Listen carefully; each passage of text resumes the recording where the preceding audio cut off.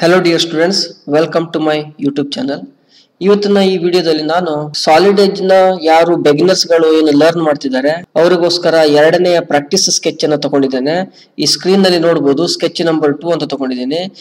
ನಾವು solid edge ನ ಏನು ಟ್ಯುಟೋರಿಯಲ್ಸ್ ಅಂತ ಏನಿದೆ ನನ್ನ ಯೂಟ್ಯೂಬ್ ಚಾನಲ್ ನಲ್ಲಿ ಇಲ್ಲಿ ನೋಡ್ಕೋಬಹುದು. ನೀವು ನೋಡಿ ಕುಮಾರ್ ನಾಯ್ಕ್ ಅಂಕೋಲ್ ಅನ್ನುವಂತ ಯೂಟ್ಯೂಬ್ ಚಾನಲ್ ಹೋದ್ರೆ ಈ ಪ್ಲೇ ಲಿಸ್ಟ್ ನಲ್ಲಿ ಯಾರು ಹೊಸಬರು ಸಾಲಿಡ್ ಎಡ್ಜ್ ಅನ್ನ ಲರ್ನ್ ಮಾಡ್ತಾ ಇದ್ದಾರೆ ಅದನ್ನ ಕಲಿತಾ ಇದ್ದಾರೆ ಅವರಿಗೋಸ್ಕರ ಒಂದು ಪ್ಲೇ ಲಿಸ್ಟ್ ಅನ್ನು ಮಾಡಿಟ್ಟಿದ್ದೀನಿ. ನೋಡಬಹುದು ವ್ಯೂ ಫುಲ್ ಪ್ಲೇ ಲಿಸ್ಟ್ ಅಂತ ಇದೆ, ಸಾಲಿಡ್ ಎಡ್ಜ್ ಟ್ಯುಟೋರಿಯಲ್ ಅಂತ. ಇದನ್ನ ನೀವು ಕ್ಲಿಕ್ ಮಾಡ್ಕೊಂಡ್ರೆ ನೋಡಿ ಸಾಲಿಡ್ ಎಡ್ಜ್ ಟ್ಯುಟೋರಿಯಲ್ 1 ಇದೆ, 2 ಇದೆ, 3 ಇದೆ, 4 ಇದೆ. ಅದಾದ್ಮೇಲೆ ಇಲ್ಲಿ ನೋಡಿ practice sketches in solid edge software, draw and modify commands ಅಂದ್ರೆ ಯೂಸಿಂಗ್ ಡ್ರಾ ಮತ್ತು modify commands and dimensions commands ಯಾವ ರೀತಿ ಈ ಸಿಂಪಲ್ ಸ್ಕೆಚ್ ಗಳನ್ನ ಪ್ರಾಕ್ಟೀಸ್ ಮಾಡುವುದು ಅಂತ ಆಲ್ರೆಡಿ ನಾನು ಈ ಪ್ಲೇ ಲಿಸ್ಟ್ ನಲ್ಲೇ ಫಸ್ಟ್ ಸ್ಕೆಚ್ ಅನ್ನ ಹಾಕಿಟ್ಟಿದ್ದೀನಿ. ಅದೇ ರೀತಿ ಇದೇ ಸ್ಟೆಪ್ಸ್ ಅನ್ನ ಯೂಸ್ ಮಾಡಿಕೊಂಡು ಇನ್ನೊಂದು ಸಿಂಪಲ್ ಸ್ಕೆಚ್ ಅನ್ನ ಬಿಡಿಸೋಣ. ನೋಡಿ ನಿಮ್ ಮುಂದೆ ಸ್ಕೆಚ್ ಡಿಸ್ಪ್ಲೇ ಆಗಿದೆ ಹೌದಾ. ಇದನ್ನ ಸಾಲಿಡ್ ಎಡ್ಜ್ ಟ್ಯುಟೋರಿಯಲ್ ನ ಯಾರು ಫಾಲೋ ಮಾಡ್ತಿದ್ದೀರಾ ಅಂತಹ ಬಿಗಿನರ್ಸ್ ಗಳಿಗೆ ತುಂಬಾ ಸಹಾಯ ಆಗುತ್ತೆ ಯೂಸಿಂಗ್ ಸಿಂಪಲ್ ಡ್ರಾ ಕಮಾಂಡ್ಸ್ ಮತ್ತು ಮಾಡಿಫೈ ಕಮಾಂಡ್ಸ್. ಬನ್ನಿ ವಿದ್ಯಾರ್ಥಿಗಳೇ, ಈ ಸಿಂಪಲ್ ಸ್ಕೆಚ್ ಅನ್ನ ಯಾವ ರೀತಿ ನಾವು ಡ್ರಾ ಫೀಚರ್ಸ್ ನಲ್ಲಿ ಬಿಡಿಸಬಹುದು ಅನ್ನೋದನ್ನ ಈಸಿಯೆಸ್ಟ್ ಸ್ಟೆಪ್ಸ್ ನಲ್ಲಿ ಹೇಳ್ಕೊಡ್ತಾ ಇದ್ದೀನಿ. ನೋಡ್ಕೋಬಹುದು ನೀವು ಇದನ್ನ.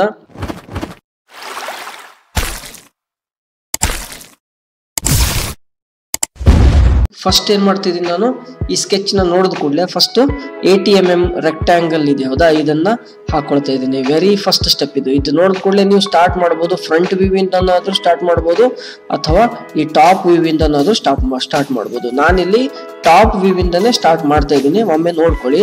ಫಸ್ಟ್ ಏನ್ ಮಾಡ್ತಾ ಇದ್ದೀನಿ ನಾನು 80 mm ಈ ಸ್ಕ್ವೇರ್ ಏನಿದೆ ಅಲ್ವಾ ಇದನ್ನ ಚೌಕವನ್ನ ಬಿಡಿಸ್ಕೊಳ್ತಾ ಇದ್ದೀನಿ. ಅದಕ್ಕೆ ಯಾವ ಕಮಾಂಡ್ ಯೂಸ್ ಮಾಡ್ತಾ ಇದ್ದೇನೆ, ರೆಕ್ಟಾಂಗಲ್ ಕಮಾಂಡ್ ಅನ್ನ ಯೂಸ್ ಮಾಡ್ತಾ ಇದ್ದೇನೆ. ನೋಡಿ ರೆಕ್ಟಾಂಗಲ್ ನ ಕ್ಲಿಕ್ ಮಾಡಿದೆ. ಇಲ್ಲಿ ಕಮಾಂಡ್ ಪ್ರಾಂಪ್ಟ್ ಏರಿಯಾದಲ್ಲಿ ಕೇಳ್ತಾ ಇದೆ click for the first point. ಅದೇ ರೀತಿ ರಿಬ್ಬನ್ ಬಾರ್ ನಲ್ಲಿ ಕೇಳ್ತಾ ಇದೆ ಈ ರೆಕ್ಟಾಂಗಲ್ ಗೆ ಸಂಬಂಧಪಟ್ಟಂತೆ ವಿಡ್ತ್ ಎಷ್ಟು, ಹೈಟ್ ಎಷ್ಟು, ಆಂಗಲ್ ಎಷ್ಟು ಅಂತ ಕೇಳ್ತಾ ಇದೆ. ನಾನು ಅದಕ್ಕೋಸ್ಕರ ನಾನು ವರ್ಚುವಲ್ ಕೀಬೋರ್ಡ್ ಅನ್ನ ಯೂಸ್ ಮಾಡ್ಕೊಂಡು ಹೇಳ್ತಾ ಇದ್ದೀನಿ. ನೋಡಿ ಇಲ್ಲಿ ಸೆಲೆಕ್ಟ್ ಮಾಡ್ತಿದ್ದೀನಿ ಎಷ್ಟನ್ನ 80 ಅಂತ ಸೆಲೆಕ್ಟ್ ಮಾಡ್ತಾ ಇದ್ದೀನಿ. 80 ಅಂತ ಟೈಪ್ ಮಾಡಿದ್ದೀನಿ, ಎಂಟರ್ ಕೊಟ್ಟೆ. ಅದೇ ರೀತಿ ಹೈಟ್ ಕೇಳುತ್ತೆ ಅದನ್ನು 80 ಅಂತ ತಗೋಬೇಕಾಗುತ್ತೆ ಯಾಕಂದ್ರೆ ಇದು ಸ್ಕ್ವೇರ್ ಆಗಿರೋದ್ರಿಂದ ಕೇಳ್ತಾ ಇದೆ. ಆಂಗಲ್ ನ 0 ಇಟ್ಕೊಳ್ತೀನಿ ನಾನು. ಇಲ್ಲಿ ಒಂದ್ ಕಡೆ ತಂದು ಫಿಕ್ಸ್ ಮಾಡಿಬಿಟ್ಟಿದ್ದೀನಿ. ಸೊ ಇಲ್ಲಿ ನೋಡಿ ಆಂಗಲ್ ನ ಫಿಕ್ಸ್ ಮಾಡಿಲ್ಲ ಹೌದಾ, ಅದಕ್ಕೋಸ್ಕರ ನೀವು 0 ಅಂತ ಕೊಟ್ಬಿಡಿ.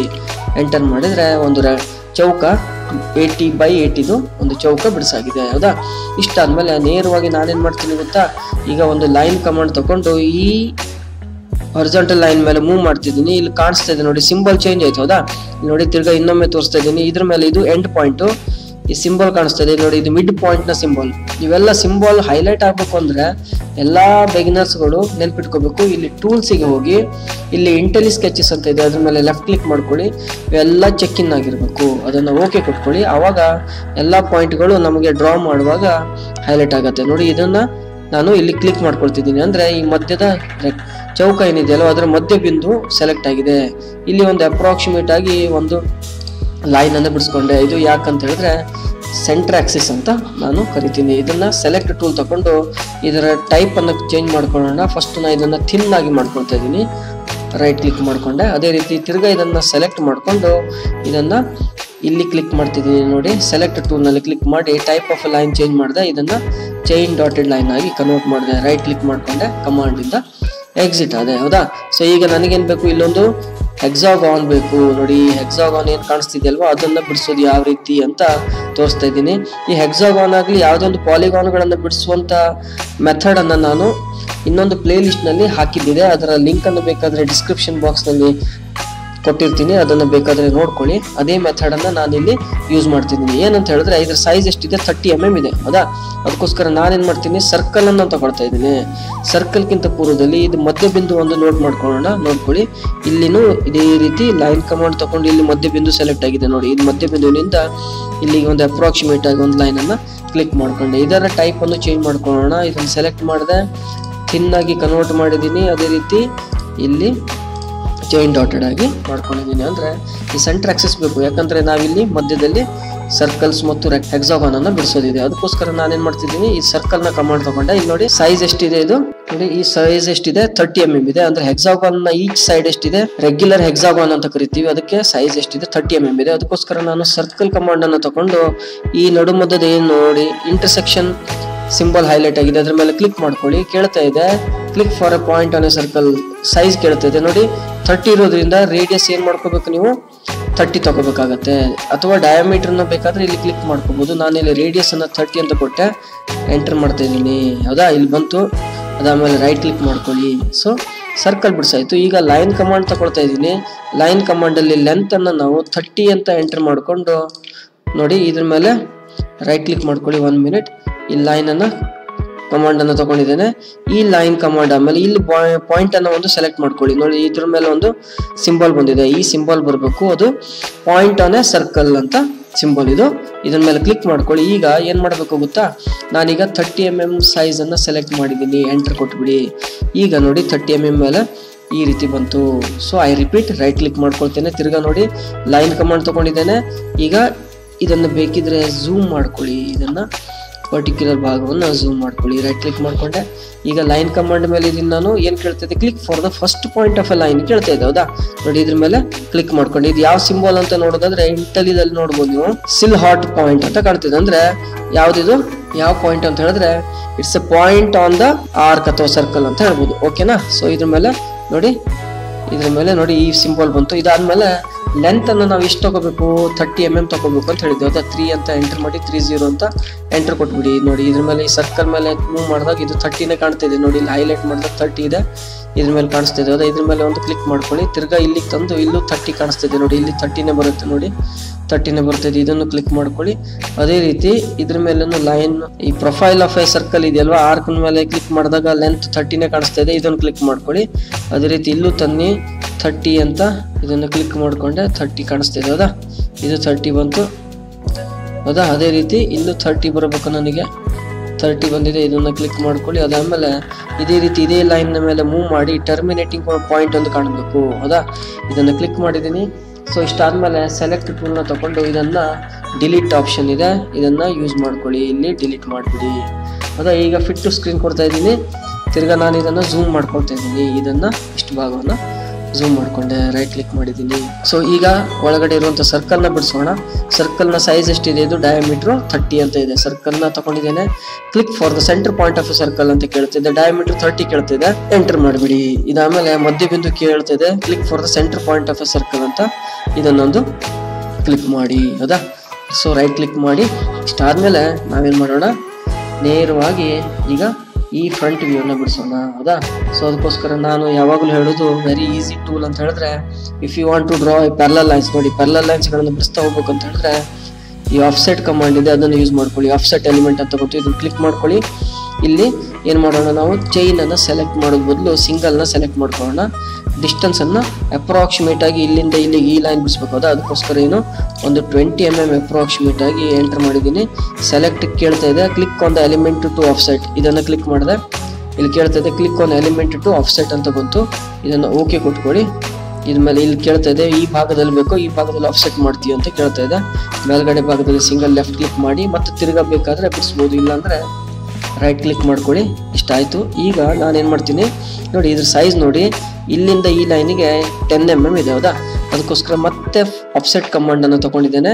ಡಿಸ್ಟೆನ್ಸ್ ಅನ್ನ ಕೊಡ್ತೇನೆ ನಾನು. ಅದಕ್ಕಿಂತ ಪೂರ್ವದಲ್ಲಿ ಸಿಂಗಲ್ ಅಂತ ಸೆಲೆಕ್ಟ್ ಮಾಡ್ಕೊಳ್ಳಿ. ಇದನ್ನ ಸೆಲೆಕ್ಟ್ ಮಾಡ್ಕೊಳ್ಳೋಣ. ಈಗ ಸೈಜ್ ಅನ್ನ 10 mm ಅಂತ ಕ್ಲಿಕ್ ಮಾಡಿದ್ದೀನಿ, ಎಂಟರ್ ಕೊಡಿ. ಸೊ ಮೇಲ್ಗಡೆ ಕ್ಲಿಕ್ ಮಾಡಿಬಿಡಿ. ಸೊ ಅದಾದ್ಮೇಲೆ ರೈಟ್ ಕ್ಲಿಕ್ ಮಾಡಿ, ಮುಗೀತು. ಹೌದಾ, ಇದಾದ್ಮೇಲೆ ಲೈನ್ ಕಮಾಂಡ್ ತಗೊಳ್ಳಿ. ಲೈನ್ ಕಮಾಂಡ್ ಇಲ್ಲಿಂದ ಇದನ್ನ ಟರ್ಮಿನೇಟಿಂಗ್ ಪಾಯಿಂಟ್ ಮ್ಯಾಚ್ ಸ್ಟಿಕ್ ನ ಸಿಂಬಲ್ ಕಾಣಿಸ್ತಿದೆ, ಕ್ಲಿಕ್ ಮಾಡಿ ರೈಟ್ ಕ್ಲಿಕ್ ಮಾಡ್ಕೊಳ್ಳಿ. ತಿರ್ಗಾ ಲೈನ್ ಕಮಾಂಡ್ ಇಂದ ಇಲ್ಲೊಂದು ಟರ್ಮಿನೇಟಿಂಗ್ ಪಾಯಿಂಟ್ ಅನ್ನ ಜಾಯಿನ್ ಮಾಡ್ಕೊಂಡೆ. ಹೌದಾ, ಇಷ್ಟಾದ್ಮೇಲೆ ನೋಡ್ಬೋದು ನೀವು ಇಲ್ಲಿಂದ ಇಲ್ಲಿಗೆ 65 mm ಇದೆ. ಅದಕ್ಕೋಸ್ಕರ ತಿರ್ಗಾ ಮತ್ತೆ ಆಫ್ಸೆಟ್ ಕಮಾಂಡ್ ಅನ್ನ ತಗೊಳ್ತಿದ್ದೀನಿ. ಇಲ್ಲಿ 65 ಸಿಂಗಲ್ ಅನ್ನ ತಗೊಳ್ತಾ ಇದ್ದೀನಿ. ಓಕೆನಾ, ಇಲ್ಲಿ ಈ ಲೈನ್ ಅನ್ನ ಕ್ಲಿಕ್ ಮಾಡ್ಕೊಂಡು ಇದನ್ನು ಓಕೆ ಮಾಡಿಬಿಡಿ. ಸೊ ನೋಡಿ ಇಲ್ಲಿ ಬಂದಿದೆ, ಇಲ್ಲಿ ಈ ಸೈಡ್ ಅಲ್ಲಿ ಕ್ಲಿಕ್ ಮಾಡ್ಕೊಳ್ಳಿ. ಬೇಕಾದ್ರೆ ಇಲ್ಲಿ ಮಾಡ್ಬೇಕಾಗತ್ತೆ, ನಮಗೆ ಮೇಲ್ಗಡೆ ಬೇಕು. ಇಲ್ಲಿ ಸಿಂಗಲ್ ಲೆಫ್ಟ್ ಕ್ಲಿಕ್ ಮಾಡಿ, ಅದಾದ್ಮೇಲೆ ರೈಟ್ ಕ್ಲಿಕ್ ಮಾಡಿ ಕಮಾಂಡ್ ಇಂದ ಎಕ್ಸಿಟ್ ಆಗಬೇಕು. ಅದಾದ್ಮೇಲೆ ನಾನೇನ್ ಮಾಡ್ತೀನಿ ಗೊತ್ತಾ, ಲೈನ್ ಕಮಾಂಡ್ ಅನ್ನು ತಗೊಳ್ತೀನಿ. ಇದೇನಿದೆಯಲ್ಲ ಈ ಲೈನ್ ಇನ್ ಲೈನ್ ಆಗಿದೆ, ಇಲ್ಲಿಂದ ಇಲ್ಲಿಗೆ ಹೋಗಿರೋದು. ಅದಕ್ಕೋಸ್ಕರ ಈ ಪಾಯಿಂಟ್ ಇಂದ ಸ್ಟ್ರೇಟ್ ಆಗಿ ಇಲ್ಲಿ ಲೈನ್ ಅನ್ನು ಕ್ಲಿಕ್ ಮಾಡ್ಕೊಂಡೆ, ರೈಟ್ ಕ್ಲಿಕ್ ಮಾಡಿದೆ. ಅದೇ ರೀತಿ ತಿರ್ಗಾ ಏನ್ ಮಾಡ್ತಿದ್ದೀನಿ, ಇಲ್ಲಿಂದ ಫ್ರಂಟ್ ಅಲ್ಲಿ ಇಲ್ಲಿವರೆಗೂ ಲೈನ್ ಮಾಡಿದೆ, ರೈಟ್ ಕ್ಲಿಕ್ ಮಾಡಿದ್ದೀನಿ. ಅದೇ ರೀತಿ ಇಲ್ಲಿಂದ ಏನು ಮಾಡ್ತಿದ್ದೀನಿ, ಇಲ್ಲಿಂದ ಇಲ್ಲಿವರೆಗೂ ಲೈನ್ ಕ್ಲಿಕ್ ಮಾಡಿಕೊಂಡೆ, ರೈಟ್ ಕ್ಲಿಕ್ ಮಾಡಿದೆ. ಅದೇ ರೀತಿ ಇಲ್ಲಿಂದ ಈ ಥರ ಲೈನ್ ಮಾಡಿದ್ದೀನಿ. ಇದನ್ನು ಸೆಲೆಕ್ಟ್ ಮಾಡಿ ಒಮ್ಮೆ ಡಿಲೀಟ್ ಮಾಡ್ಕೊಳ್ತಾ ಇದ್ದೀನಿ. ಇನ್ನೊಮ್ಮೆ ಲೈನ್ ಕಮಾಂಡ್ ತಗೊಂಡು ನೋಡಿ, ಈ ಟರ್ಮಿನೇಟಿವ್ ಪಾಯಿಂಟ್ ಇಲ್ಲಿದೆ, ಇಲ್ಲಿಂದ ಸ್ಟ್ರೇಟ್ ಲೈನ್ ಆಗಿ ರೈಟ್ ಕ್ಲಿಕ್ ಮಾಡಿದ್ದೀನಿ. ಇಷ್ಟಾದ್ಮೇಲೆ ಟ್ರಿಮ್ ಮಾಡೋಣ. ನೋಡಿ, ಟ್ರಿಮ್ ಈಸಿ ಮೆಥಡ್ ಏನಂದರೆ ಇಲ್ಲಿ ಕ್ಲಿಕ್ ಮಾಡಿ ಬಿಡ್ಬೋದು ಅಥವಾ ಇಲ್ಲಿ ಕ್ಲಿಕ್ ಮಾಡಿ ಬಿಡಬಾರ್ದು. ಕಂಟಿನ್ಯೂಸ್ ಆಗಿ ಈ ಥರ ಮಾಡಿದ್ರೆ ಇದಾಯಿತು. ಸೊ ಇದನ್ನು ನೋಡಿ, ಇದನ್ನು ಟ್ರಿಮ್ ಮಾಡ್ಕೊಳ್ಳಿ ಅಥವಾ ಮ್ಯಾನ್ಯುವಲಿ ಇಂಡಿವಿಜುವಲ್ ಆಗಿ ಮಾಡ್ಬೋದು. ಇಷ್ಟಾಯಿತು. ಇವನ್ನೆಲ್ಲ ಅನ್ವಾಂಟೆಡ್ ಎಕ್ಸ್ಟ್ರಾ ಲೈನ್ಸ್ಗಳನ್ನು ಡಿಲೀಟ್ ಮಾಡಿದ್ದೀನಿ, ಟ್ರಿಮ್ ಮಾಡಿದ್ದೀನಿ. ನೋಡಿ ವಿದ್ಯಾರ್ಥಿಗಳೇ, ಇದು ರೆಡಿ ಆಗಿದೆ. Last but not the least ಏನು ಬಾಕಿ ಅಂತ ಹೇಳಿದ್ರೆ, ನಾವಿಲ್ಲಿ ಡೈಮೆನ್ಷನ್ಸ್ ಈಸ್ ಮಸ್ಟ್, ಡೈಮೆನ್ಷನ್ಸನ್ನು ಕೊಡಬೇಕು. ಡೈಮೆನ್ಷನ್ಸ್ಗೆ 2 ಟೆಕ್ನಿಕ್ ಇದೆ. ಸ್ಮಾರ್ಟ್ ಡೈಮೆನ್ಷನ್ ಅಂದರೆ ಇದು ನೋಡಿ ಈ ಥರ ಇದೆ, ಮಧ್ಯ ಲೈನನ್ನು ಸೆಲೆಕ್ಟ್ ಮಾಡಿ ಡ್ರ್ಯಾಗ್ ಮಾಡಿ ತಂದಿಟ್ರಾಯ್ತು. ಇನ್ನೊಂದು ಮೆಥಡ್ ಅಂತ ಹೇಳಿದ್ರೆ ಇಲ್ಲಿ ಕ್ಲಿಕ್ ಮಾಡ್ಕೊಳ್ಳಿ, ಡಿಸ್ಟೆನ್ಸ್ ಬಿಟ್ವೀನ್ ಅಂದರೆ ನೋಡಿ ಇಲ್ಲಿಂದ ಇಲ್ಲಿವರೆಗೂ ಡಿಸ್ಟೆನ್ಸನ್ನು ಡ್ರ್ಯಾಗ್ ಮಾಡಿ ಇಲ್ಲಿ ಇಟ್ಟರೆ 10 mm ಬಂದಿದೆ, ಹೌದಾ. ಇಷ್ಟಾದಮೇಲೆ ಇಲ್ಲಿ ತಿರ್ಗಾ ಸ್ಮಾರ್ಟ್ ಡೈಮೆನ್ಷನ್ ತೊಗೊಳ್ತಿದ್ದೀನಿ. ಸರ್ಕಲ್ನ ಒಂದು ಡೈಮೆನ್ಷನ್ 30 mm ಬಂದಿದೆ. ಇದಾದಮೇಲೆ ಇಲ್ಲಿ ಏನಿದೆ, ಸ್ಕ್ವೇರ್ ಬಾಕ್ಸ್ ಬಂದಿದೆ, ಹೌದಾ. ಸೊ ಡೈಮೆನ್ಷನನ್ನು ಮಾಡೋಣ. ಈ ಥರ ಕ್ಲಿಕ್ ಮಾಡಿದ್ವಿ ಅಂತ ಹೇಳಿದ್ರೆ ನೋಡಿ 80 ಬಂದಿದೆ, ಬಟ್ ಇದು ಸ್ಕ್ವೇರ್ ಬಾಕ್ಸ್ನ ಸಿಂಬಲ್ ಬಂದಿಲ್ಲ. ಯಾವ ರೀತಿ ಇಲ್ಲಿ ಡಯಾಮೀಟರ್ನ ಸಿಂಬಲ್ 5 ಬಂದಿದೆ, ಅದೇ ರೀತಿ ಇಲ್ಲೂ ಬರಬೇಕು.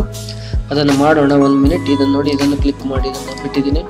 ಇಷ್ಟಾದಮೇಲೆ ರೈಟ್ ಕ್ಲಿಕ್ ಮಾಡ್ಕೊಳ್ಳಿ. ಇದ್ರ ಮೇಲೆ ಸೆಲೆಕ್ಟ್ ಟೂಲ್ ಮಾಡಿ ಇದನ್ನು ಸೆಲೆಕ್ಟ್ ಮಾಡಿ ರೈಟ್ ಕ್ಲಿಕ್ ಮಾಡಿ, ಅಥವಾ ಇದನ್ನು ಸೆಲೆಕ್ಟ್ ಮಾಡಿದಾಗ ಇಲ್ಲಿ ಪ್ರಾಪರ್ಟಿ ಬರುತ್ತೆ ನೋಡ್ಕೊಳ್ಳಿ. ಇದನ್ನು ಸೆಲೆಕ್ಟ್ ಟೂಲ್ ಕ್ಲಿಕ್ ಮಾಡಿ ಇಲ್ಲಿ ಸಿಂಬಲ್ ಕಾಣಿಸ್ತಿದೆ, ಹೌದಾ. ಇದನ್ನು ಸ್ಕ್ವೇರನ್ನು ಕ್ಲಿಕ್ ಮಾಡ್ಕೊಳ್ಳಿ. ಪ್ರಿಫಿಕ್ಸ್ ಅಂತ ಬಂತು, %SQ ಅಂತ ಬಂತು. ಇದನ್ನು ಓಕೆ ಕೊಟ್ಕೊಳ್ಳಿ. ಇದು ಬದಲಾಯಿತು. ಅದೇ ರೀತಿ ಇದನ್ನು ಸೆಲೆಕ್ಟ್ ಮಾಡಿಕೊಂಡ್ರೆ ಇಲ್ಲಿನೂ ಏನು ಮಾಡ್ಬೋದು, ಸ್ಕ್ವೇರನ್ನು ಸೆಲೆಕ್ಟ್ ಮಾಡ್ಕೊಳ್ಳಿ. ಸೊ ಆತ್ಮೀಯ ವಿದ್ಯಾರ್ಥಿಗಳೇ, ನೋಡಿ ಇದನ್ನು ಬಿಡಿಸಾಗಿದೆ. ನೋಡಿ ಇದರ ಕಲರ್ನ ಬೇಕಾದ್ರೆ ನಾವು ಚೇಂಜ್ ಮಾಡ್ಬೋದು. ಯಾವ ರೀತಿ ಅಂದರೆ ಈ ಸೆಲೆಕ್ಟ್ ಟೂಲ್ನ ಸೆಲೆಕ್ಟ್ ಮಾಡ್ಕೊಂಡು ಇದನ್ನು ಕ್ಲಿಕ್ ಮಾಡಿ ಇದರ ಮೇಲೆ ರೈಟ್ ಕ್ಲಿಕ್ ಮಾಡ್ಕೊಳ್ಳಿ. ಇಲ್ಲಿ ಪ್ರಾಪರ್ಟೀಸಿಗೆ ಹೋದರೆ ಇಲ್ಲಿ ಬೇಕಾದಂಥ ಲೈನ್ಸ್ಗಳನ್ನು ನಾವು ಸೆಲೆಕ್ಟ್ ಮಾಡ್ಬೋದು. ಡ್ರಿವನ್ ಡೈಮೆನ್ಷನ್ ಅಂತ ಇದೆ.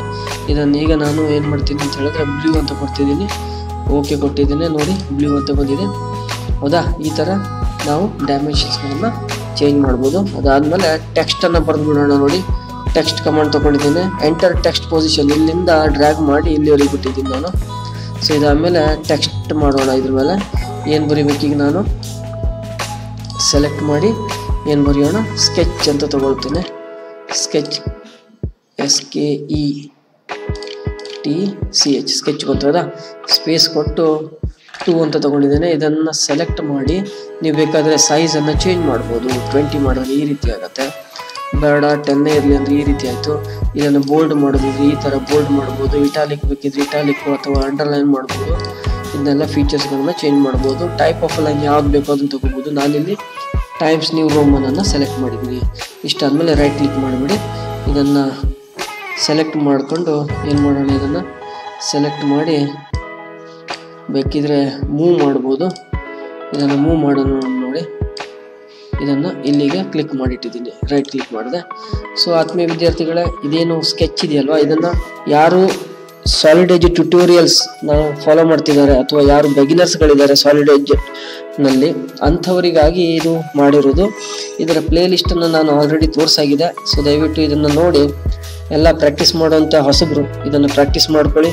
ಇದರ ಯೂಸನ್ನು ತಗೊಳ್ಳಿ, ನಿಮ್ಮ ಫ್ರೆಂಡ್ಸ್ಗಳಿಗೆಲ್ಲ ಇದನ್ನು ಶೇರ್ ಮಾಡಿ ಅಂತ ಹೇಳ್ತಾ ಈ ವಿಡಿಯೋನ ಮುಗಿಸ್ತಾ ಇದ್ದೀನಿ. Thanks for watching this video.